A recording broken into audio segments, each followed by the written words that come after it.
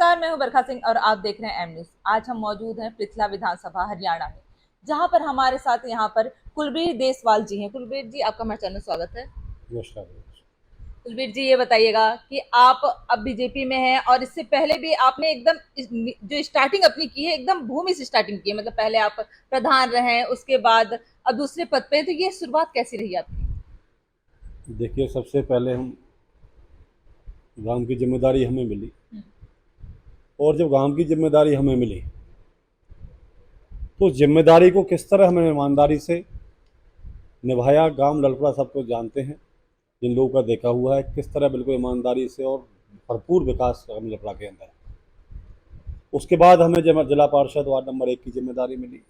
आज हमें 1.5 साल हुआ है, और बिल्कुल वहाँ पर भी बिल्कुल ईमानदारी से हमारे एफर्ट्स हैं ज़्यादा से ज़्यादा लोगों के काम हों, और जो काम धरातल पे हो रहे हैं और लोगों को नजर भी आ रहे हैं। कैसी कैसी जो जनता की अब तक में आपने सेवा किया है? देखिए, सबसे बड़ी जो बात थी, जब पहली बार हम सरपंच चुन के आए तो पहली बार हमने देखा कि सेवा के लिए राजनीति से कोई बड़ा सौदा नहीं हो सकता। लोगों की तरह तरह की समस्याएं आपके पास आती हैं। कोई पेंशन के लिए आएगा, कोई राशन कार्ड के लिए आएगा, कोई रास्ते के लिए आएगा। तो विभिन्न तरह की जो समस्याएं लोगों की होती हैं वो आपके सामने आती हैं, और आपको उनका समाधान करके एक सेवा का मौका मिलता है। जब मैं गांव का सरपंच था तो ये बहुत बड़ी समस्याएं थी। पेंशन की, जो वृद्धा पेंशन होगी, बुजुर्ग पेंशन होगी, राशन कार्ड हो गया, बीपीएल हो गया, तो मैं वहाँ बार बार कैंप लगवाया करता। मैं बार बार वहाँ कैंप लगवाया करता। जैसे मैं अभी यहाँ ऑफिस है अपना, तो उस टाइम मेरा गांव में ऑफिस हुआ करता था, तो वहाँ भी मैं सभी से निवेदन करता था कि संडे को मैं पूरे दिन बैठता हूँ, आपकी जो भी समस्याएं मुझे बताना है और मैं उनका समाधान कराया करता। ये बीपीएल के लिए भी कैंप लगवाए हैं। एक बहुत बड़ी समस्या बीपीएल फैमिली आईडी वाड़ी चल रही थी, उसके लिए भी हमने कई बार कैंप लगवाया है। और प्रॉपर संडे को हम यहाँ बैठ के लोगों की समस्याओं का समाधान करने के लिए पूरा संडे का दिन हम यहाँ पर देते हैं, जिससे जो लोगों का आशीर्वाद हमें मिला है और जिससे हम लोगों की सेवा कर सकें। सबसे ज्यादा समस्याएं जो है वो किस चीज पे आती हैं? देखिए, आज अगर हम पृथला विधानसभा की बात करें, मैंने कई बार पहले इंटरव्यूज में भी कहा है कि सफाई और स्वच्छता सबसे ज़रूरी है, और मैं इसको सबसे ज़्यादा पसंद करता हूँ। मैं जब गांव की जिम्मेदारी मिली तो सबसे पहले मैंने वहाँ पे भी, कहीं गड्ढे पड़े हुए हैं, कहीं कुछ गंदगी मची पड़ी है, तो सबसे पहले मैंने गांव ललपड़ा के अंदर भी पैमाइश करवाई थी। पैमाइश करवाने के बाद में आपने देखा होगा, जो भी जहाँ पर गंदगी थी वहाँ पे पार्क डेवलप किया, कहीं पर आंगनबाड़ी केंद्र डेवलप किया। जहाँ कुछ भी नहीं बनाया तो वहाँ कम से कम इतना काम करके दिया, बाउंड्री करके उसकी जगह को बंद कर दिया, जो वहाँ पर गंदगी ना हो सके। तो मेरी एक हमेशा सोच रहती है कि स्वच्छता सबसे ज़रूरी है। आज पृथला विधानसभा के अंदर देखिए, हम जगह जगह जाना होता है, हर गांवों में हमें जगह जगह जाना है, हर जगह वोट मांगना है, लोगों से मिलना है, संपर्क करना है।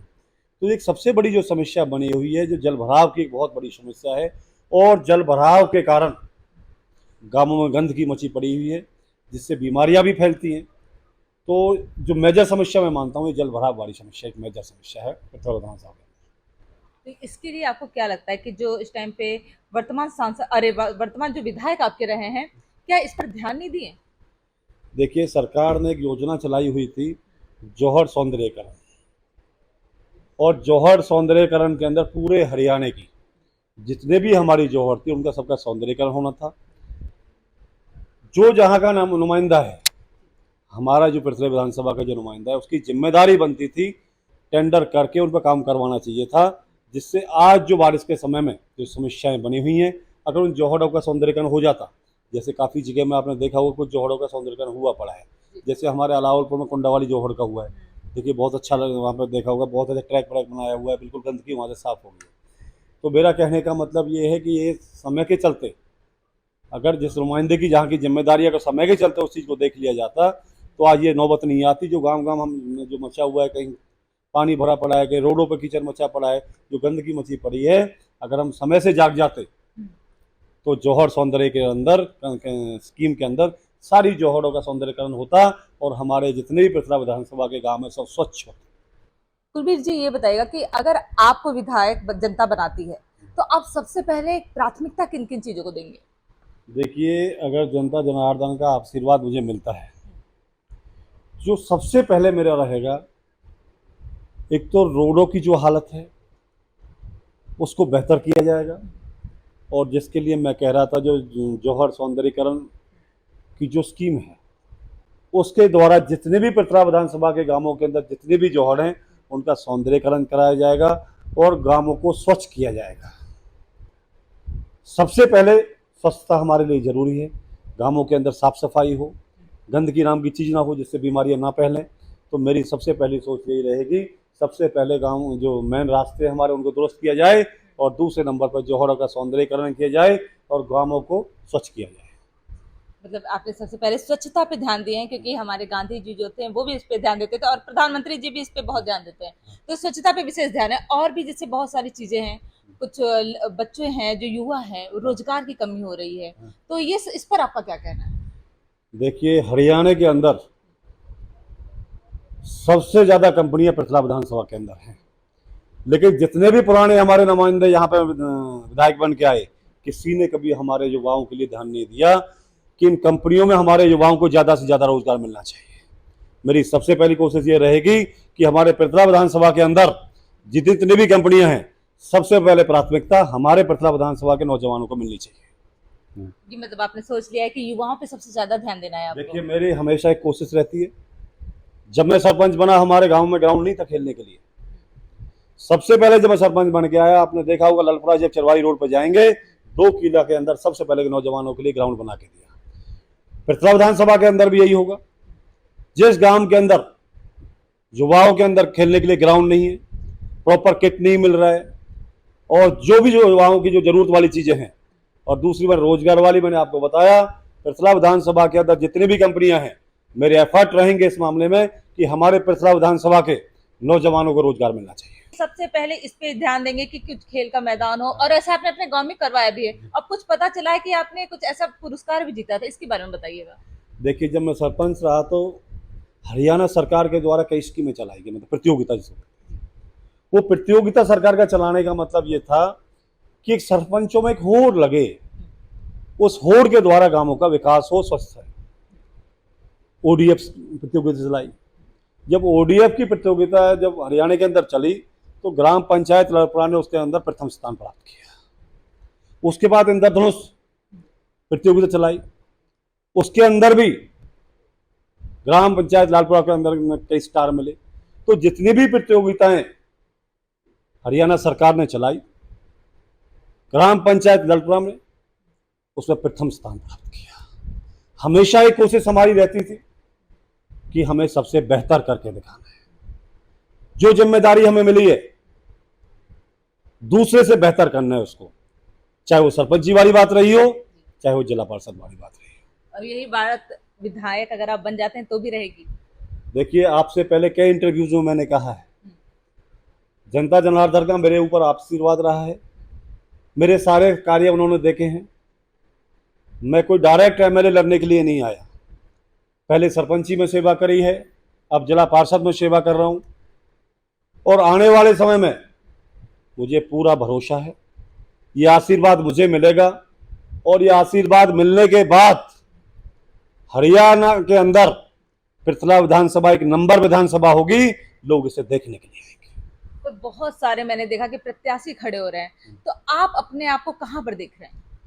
देखिए, कोई भी इलेक्शन हो, चाहे वो सरपंची का हो, चाहे ब्लॉक का हो, चाहे जिला परिषद का हो, चाहे एमएलए का हो, चाहे एमपी का, हर आदमी की अपनी कोशिश होती है। ये तो लोकतंत्र है, सबको अपना अधिकार है अपनी कोशिश करने का, जिसपे पार्टी भरोसा करेगी और जनता जनार्दन को जिसका आशीर्वाद मिलेगा वो चुन के आएगा। देखिए, जब मैं सरपंच बन के आया उससे पहले मेरा राजनीति से कोई संबंध नहीं था। पहली बार मुझे जब जिम्मेदारी मिली तो जिम्मेदारी मिलने के बाद हमारे विधायक जी थे पलवल से दीपक मंगला जी, और हमारे मंत्री जी चौधरी किशनपाल गुर्जर जी, हमारे गांव की एक नामात्र इनकम थी, सालाने के को 2-2.5 लाख रुपए की इनकम थी, और गांव को विकास करने के लिए पैसा चाहिए। तो जब मैंने विधायक जी और मंत्री जी के सामने निवेदन किया कि मैं ईमानदारी से काम करना चाहता हूं, मुझे गांव को आगे लेके जाना है, तो बहुत बड़ा आशीर्वाद मुझे इन दोनों का मिला। करोड़ों रुपए के कार्य गांव ललपुरा के अंदर हुए, सरकार की ऐसी ऐसी प्रतियोगिताएं चलाई सरकार ने कि जिससे किसी भी हालत में गांवों का डेवलपमेंट हो। मैंने पहले एक जिक्र किया था अभी थोड़ी देर पहले कि सरकार ने कई बार कई कई प्रतियोगिता चलाई। सरकार की एक सोच थी, अगर हम इन प्रतियोगिता को चलाएंगे तो एक सरपंचों में एक होड़ मचेगी, उस होड़ से गांवों का विकास होगा और कहीं ना कहीं हमारा विकास का स्तर बढ़ेगा। तो मैंने हमेशा देखा है भारतीय जनता पार्टी की नीतियों को, हर वर्ग को साथ लेके चलना है। पहले नौकरियां बिका करती थी, एमएलए के कोटे से नौकरियां मिला करती थी। पहले जो एमएलए के नज़दीक है उसको नौकरी मिलती थी, उनके बच्चों को। जो बच्चे गरीब के बच्चे हैं, एजुकेटेड हैं, उन लोगों को नौकरियां नहीं मिला करती थी। आज बीजेपी की सरकार में 36 बिरादरी का जो बच्चा एजुकेटेड है, जो टेस्ट पास करता है, जो मेरिट में आता है, उसको अपने दम पे नौकरी मिलती है। ना किसी नेता के पास जाने की ज़रूरत है, ना किसी मंत्री के पास जाने की ज़रूरत है। तो भाजपा के सरकार में हरियाणा के अंदर 10 साल के अंदर में इतने ऐसे ऐसे कार्य हुए जो कभी किसी ने सोचा भी नहीं। जैसे कहा जाता है कि उत्तर प्रदेश में जो क्राइम हो रहा था उसमें लगाम लगी है, तो क्या हरियाणा में भी क्राइम पे लगाम लगी है जब से भाजपा आई है? देखिए, 10 साल से भाजपा का शासन हरियाणा प्रदेश में है। मनोहर जी के टाइम में इतनी स्कीमें आई जो भ्रष्टाचार को रोकने के लिए, क्राइम को रोकने के लिए। पहली बार हरियाणा के अंदर ऐसा हुआ, सारी चीज को ऑनलाइन किया। ऑनलाइन करने के बाद जो आदमी बिल्कुल क्वालिफाई करता है जिस चीज के लिए, उसको बिना रिश्वत के, बिना सिफारिश के, चाहे पेंशन हो, चाहे विधवा पेंशन हो, चाहे नौकरी हो, हरियाणा के अंदर ये कार्य पहली बार हुआ। तो ये 10 साल के अंदर हमने देखा। अब आप देखिए, हमारे माननीय नायब जी मुख्यमंत्री हैं, इतने कार्य उन्होंने एक शॉर्ट टाइम में किए हैं। चाहे वृद्धा पेंशन की देखिए, वृद्धा पेंशन में 500 रुपये बढ़ा के दिया है। और आज जो सबसे बड़ी बात जो किसानों की है, देश के अंदर हरियाणा एक नंबर ऐसा राज्य है जिसको पूरी फसलों के ऊपर, पूरी की पूरी फसलों के ऊपर एनओसी मिलती है। दूसरी बात, हरियाणा के अंदर जितने भी हमारे किसान भाई हैं, हमारे मुख्यमंत्री जी ने 133 करोड़ रुपए देकर हमारे किसानों का कर्जा माफ करने का काम किया है। तो हमारे माननीय मुख्यमंत्री जी की हमारा हमेशा एक कोशिश है, हमेशा 36 बिरादरी के लिए कार्य करते हैं। पहले ये चीजें देखने के लिए नहीं थी। मैंने 2-3 चीजें पे आपको बताई है। पहले अगर किसी को नौकरी चाहिए थी तो पहले नौकरी उसको मिला करती थी, तो या तो जेब में पैसे चाहिए या फिर नेता के नजदीक चाहिए। मतलब परिवारवाद चलता था, परिवारवाद चलता था, भ्रष्टाचार था। आज आप बताइए, सारी चीजें ऑनलाइन है, बिल्कुल ऑनलाइन है। ना किसी नेता के पीछे नहीं ढूंढने की जरूरत है। किसी वर्ग का बच्चा हो, गरीब हो, अमीर हो, जो बच्चा मेहनत करता है, पढ़ाई करता है, टेस्ट क्वालिफाई करता है, उसको अपने आप नौकरी मिल जाती है। तो ये बहुत बड़ी सोच भाजपा की थी। हमारे हरियाणा के अंदर जो 10 साल के अंदर कार्य हुए, वो पिछले 30 साल, 20-40 साल के अंदर कभी नहीं। तो अब आपको लग रहा है कि यदि इस बार आपको बीजेपी टिकट देती है तो आप जो है उनकी जो भी मुद्दे हैं उनको लेकर आएंगे और धरातल पर उसको उतारेंगे? देखिए, मेरी एक सोच है, सरकार ने अनेक योजनाएं चलाई हुई हैं। उन योजनाओं का फायदा धरातल पर फायदा तब मिलेगा जब आपका नुमाइंदा मजबूत होगा, जब आपकी लड़ाई लड़ेगा। बहुत सी समस्याएं लोगों की होती हैं। सरकार ने, मैं भी एक बात कर रहा था जौहर सौंदर्यकरण की, अगर जौहर सौंदर्यकरण का पूरा कार्य हमारे पृथला विधानसभा के अंदर हो जाता, क्या ये जल भराव की समस्या होती? बिल्कुल कहीं पानी देखने के लिए नहीं मिलता। लेकिन वो कार्य 30 और 40% हुआ। अपनी दूसरी विधानसभा में जाके देखिए, वो समस्या नहीं है जो पृथला विधानसभा के अंदर है।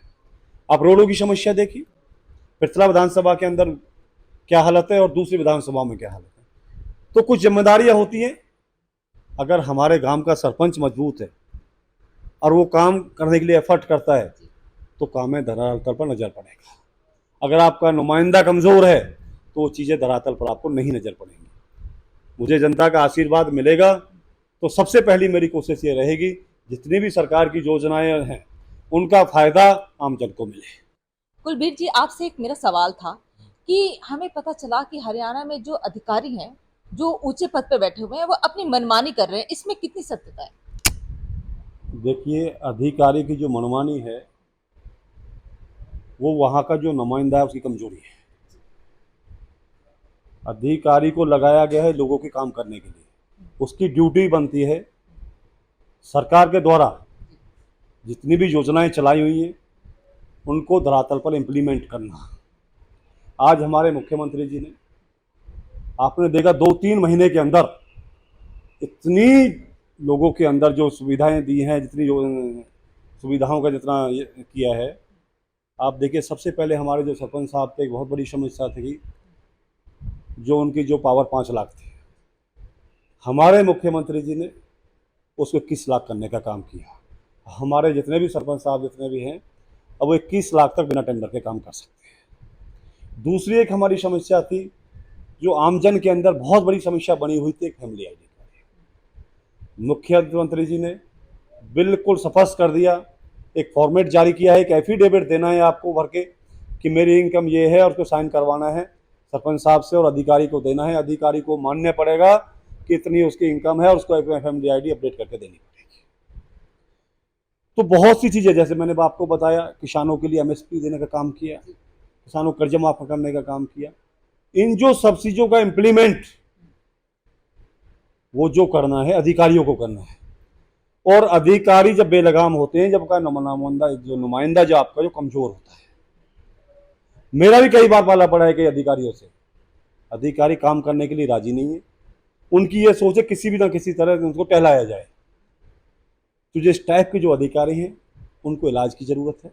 इस पे कैसे रोक लगेगा, आपके हिसाब से क्या करना चाहिए इनके साथ?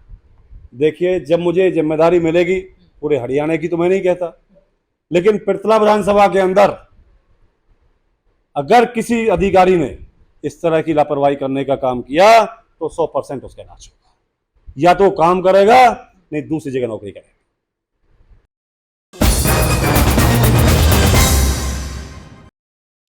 ये थे हमारे साथ कुलबीर जी, जो कि बीजेपी से टिकट मांग रहे हैं और संभावित प्रत्याशी के रूप में जनता के सामने आए हैं। वो जनता की सेवा 2013 से कर रहे हैं, पहले वो सरपंच रहे हैं और जनता उनसे बहुत संतुष्ट रही। आज वो जो यहाँ बैठे हुए हैं, कहीं न कहीं जनता के बहुत बड़ी इसमें भूमिका रही है और उनका कहना है कि जिस हिसाब से जनता ने उस टाइम पर उनका सहयोग किया है, इस बार भी उन्हें सहयोग देगी और इसी तरीके से विजयी भी बनाएगी। पर देखना तो है कि जनता का फैसला क्या होगा और इस बार बीजेपी का क्या होगा, बीजेपी क्या इन्हें टिकट देती है या नहीं, और इनकी जो योजनाएं हैं, इनके जो मुद्दे हैं, उन पे कितना गौर करती है। तब तक के लिए बने रहिए हम न्यूज़ के साथ। मैं बरखा Singh. If you like this video, hit the like button and press the bell icon to never miss an update from M